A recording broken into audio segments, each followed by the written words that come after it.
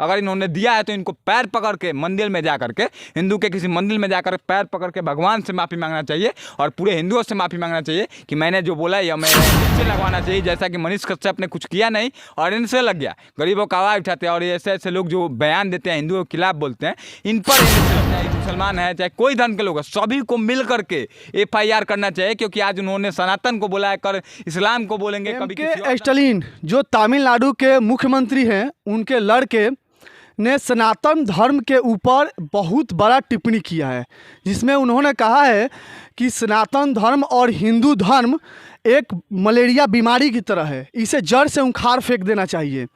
ठीक, इसी विषय पर हमारे पास अभय जी हैं, इनसे हम पूछना चाहते हैं कि इनका क्या राय है। अभय जी, इस विषय पर आप क्या कहना चाहते हैं?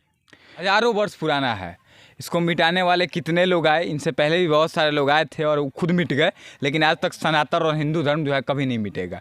इस धर्म का प्रचार प्रसार आज विदेशों में हो रहा है, जहाँ के हिंदू नहीं दूसरे धर्म को मानने वाले लोग भी हिंदुओं की पूजा कर रहे हैं। आप देखते होंगे बागेश्वर धाम सरकार के धीरेन्द्र शास्त्री ने विदेशों में जा रहे हैं, लंदन में जा रहे हैं, वहाँ तो हिंदू नहीं है ना, हिंदू हैं, लेकिन हिंदू के अलावा भी जो लोग हैं वो आकर के पैर पकड़ रहे हैं, जय श्री राम के नारे लगा रहे हैं। तो इससे आप साफ तौर पर समझ सकते हैं कि जो सनातन धर्म है बहुत आगे जा रहा है। लेकिन जो नेता है, इन लोगों को किसी से कोई मतलब नहीं होता है। ये अपने वोट के लिए अपने माँ बाप तक को गाली देना पड़े, बेच देना पड़े तो बेच देते हैं। रहा बात MK स्टालिन के बेटे का, तो इसका कोई अस्तित्व नहीं है। एक राज्य की आप मुख्यमंत्री, एक आपकी साधारण सी पार्टी है और आप करोड़ों हिंदुओं का दिल को चोट पहुंचाते हैं, आहत करते हैं। तो कहीं ना कहीं जो लोग हैं वहाँ के, उन लोगों को जगना चाहिए और पूछना चाहिए कि क्या तुमको इसीलिए तुम्हारे पिता को हम लोगों ने मुख्यमंत्री बनाया था, उनके बेटे शायद उदयनिधि जो है मंत्री भी हैं, वहाँ के युवा मंत्री हैं।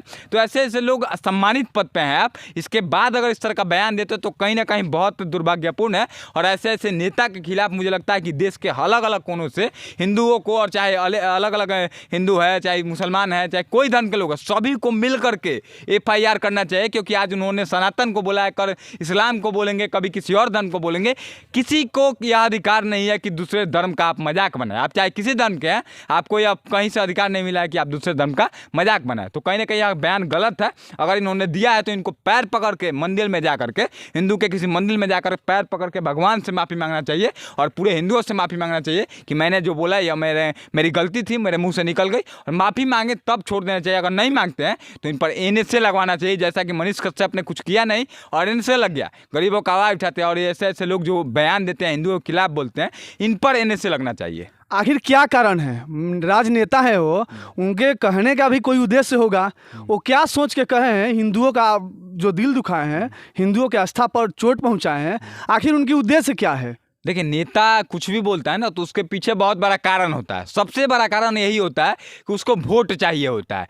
हो सकता है, मुझे जहाँ तक इसकी जानकारी स्पष्ट नहीं है, लेकिन हो सकता है कि जो वहाँ के लोग हैं, तमिलनाडु के लोग हैं, हिंदुओं को पसंद नहीं करते होंगे। आप अक्सर सुनते होंगे कि तमिलनाडु, चेन्नई में लोगों को मारा जाता है, हिंदी बोलने वालों को। अक्सर सुने होंगे आप लोग, सभी लोग सुने होंगे और देखे भी होंगे, कहीं ना कहीं कुछ वीडियोज़ भी आप अक्सर वायरल होते रहते हैं। सभी को मैं नहीं कह रहा हूँ, तमिलनाडु के सभी लोग बुरे नहीं है, लेकिन कुछ लोग ऐसे होते हैं जो कि हिंदुओं को पसंद नहीं करते हैं, हिंदी बोलने वालों को पसंद नहीं करते हैं। हो सकता है कि वैसे लोगों का वोट पाने के लिए, वैसे लोगों को खुश करने के लिए, जो हिंदी बोलने वालों को पसंद नहीं करते हो, हिंदू के भगवानों को पसंद नहीं करते हो, ऐसे लोगों को खुश करने के लिए ऐसा बयान दे दिए हो ताकि वोट जब आए, राजनीति वहाँ की चमक जाए, उनका नाम को सभी लोग जान जाए। इससे पहले मैं उनको नहीं जानता था, आप नहीं जानते होंगे, बिहार के कई लोग नहीं जानते होंगे, आज जानेंगे। तो आप अपने फायदे के लिए किसी धर्म, किसी जाति को अपमानित करते हैं तो गलत है, और वोट के लिए इन्होंने किया है, मुझे पता है बात।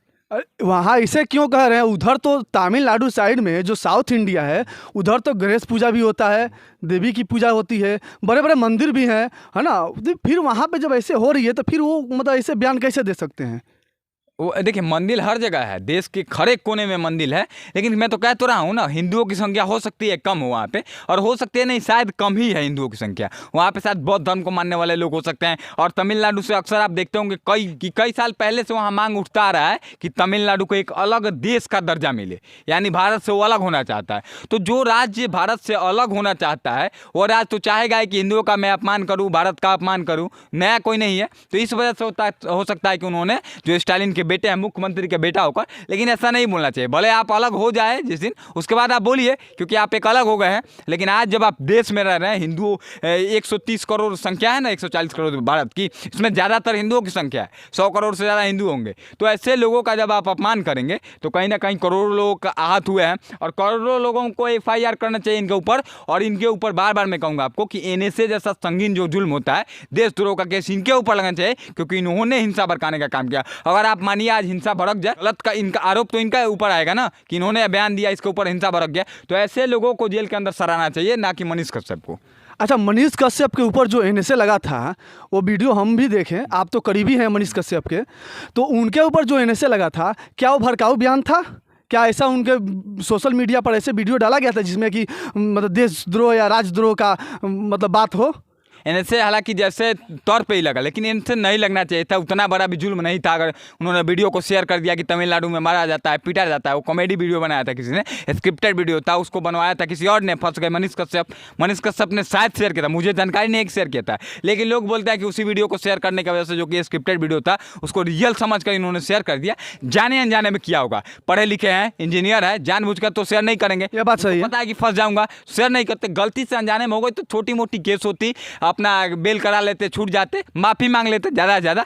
लेकिन NSA लगा दिया गया, इसका मतलब साफ है कि अगर आप गरीब हैं, अगर आप नॉर्मल इंसान हैं, तो आप पर जैसे मन करे सरकार फंसा सकती है। आप मुख्यमंत्री के बेटे हैं, आप कुछ भी कह लीजिए, आपको कुछ नहीं होगा। जैसा कि आप देख पा रहे हैं, स्टालिन का बेटा बोला इस पर NSA लगे ना, लेकिन लगेगा नहीं लगेगा, लिख लीजिए इस बात को, नहीं लगेगा। लेकिन लगना चाहिए इस पर, लेकिन लगा है मनीष कश्यप पर, तो इस वजह से मनीष कश्यप पर लगा था। इनकी राय को लेकर आप क्या कहना चाहते हैं, कमेंट बॉक्स में ज़रूर डालिए, और कहिए आप इनके विचार से सहमत हैं या नहीं सहमत हैं, अपना विचार कमेंट में डालिए।